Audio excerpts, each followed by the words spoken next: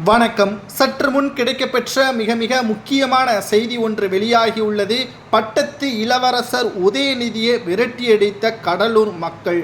துணை முதல்வர் உதயநிதியை விரட்டியடித்த சம்பவத்தை பட்டத்து இளவரசர் விரட்டியடிப்பு என்று சமூக வலைதளங்களில் வைரலாக பரப்பி வருகிறார்கள். நேற்று அண்ணல் அம்பேத்கர் அவர்களது நூல் வெளியீட்டு விழாவில் பேசிய வார்த்தைகளும் தற்பொழுது நடக்கக்கூடிய செயல்களும் திமுகவை மக்கள் எதிர்த்து கொண்டுதான் இருக்கிறார்கள் என்பது விஜய் அவர்கள் சொன்னது சரியாக பொருந்திவிட்டது என்றும் விஜய் அவர்களது ரசிகர்களும் தொண்டர்களும் தற்பொழுது இணையதளங்களின் முழுவதுமாக உதயநிதியை விரட்டியடித்த வீடியோவை இணையதளங்களில் வைரலாக பரப்பி வருகிறார்கள்.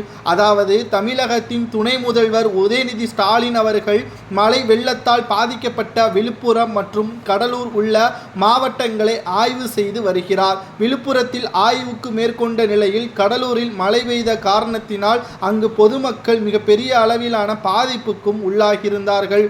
மேலும் உதயநிதி ஸ்டாலின் அவர்கள் வருவதை பார்த்த மக்கள் கோபத்தில் கொந்தளித்த நிலையில் உதயநிதி ஸ்டாலின் தன்னுடைய காரில் அங்கிருந்து உடனடியாக கிளம்பிவிட்டார். இது தொடர்பான வீடியோ சமூக வலைதளங்களில் வைரலாக பரவி வருகிறது.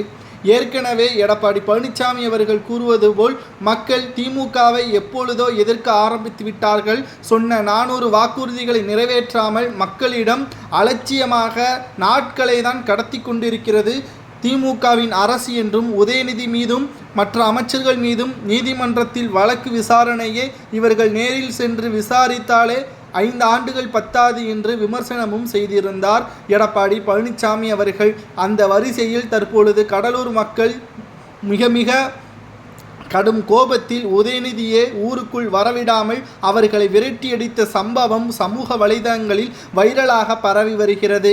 இது மட்டுமல்லாமல் இதை எந்த ஒரு செய்தி ஊடகங்களிலும் வெளியிடக்கூடாது என்று திமுக மற்ற ஊடகங்களுக்கு உத்தரவுகளை பிறப்பித்திருக்கிறது. இதை மீறி வெளியிட்டால் அவர்கள் மீது நடவடிக்கை எடுக்கப்படும் என்றும் வெளியிடக்கூடாது என்றும் திமுகவினர்கள் மிரட்டியுள்ளதாகவும் சமூக வலைதளங்களில் தகவல்களை நம்மால் பார்க்க முடிகிறது. உதயநிதி ஸ்டாலின் அவர்கள் விஜய் அவர்கள் பேசியது சினிமா செய்தி என்று கூறியிருந்தார். ஆனால் உதயநிதி அவர்கள் சினிமாவில் வரவில்லையா? ஏன் கலைஞர் அவர்கள் சினிமாவில் இல்லையா?